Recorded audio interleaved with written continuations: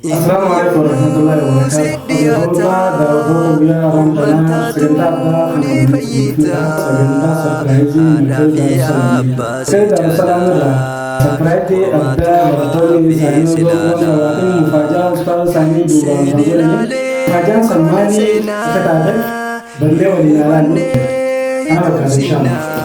Waan taatanii qabannee waliin alaannu. Mukuramte dibinan baay'ee sabbarte.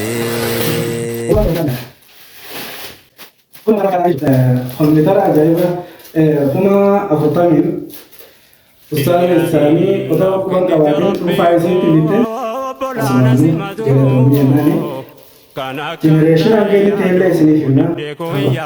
Asumaan ustaaza isaanii kennilee gara isaanii isaan bananii ergas boodessan kan jechuun ta'a.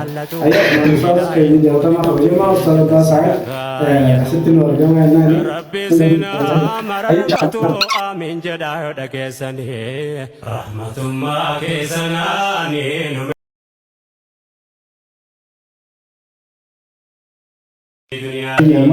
Generation saddeettaffaa korfaayatii jedhama. Jibii 500 fi wayii kanaaf inshaAllah boolii keenya galatoomee kompiitara kana meeshaa isa irraa barbaachisu guutuutti waliin hadiyaa qabnedha. Wanta karaadhaan kompiitara waan isa laate guutuu barbaachisu guutuu guutamee jiru jechuudha. Asumaan waan isa irraa barbaachisu takaraan isin argatte guutuu isaa kusiidomee jira.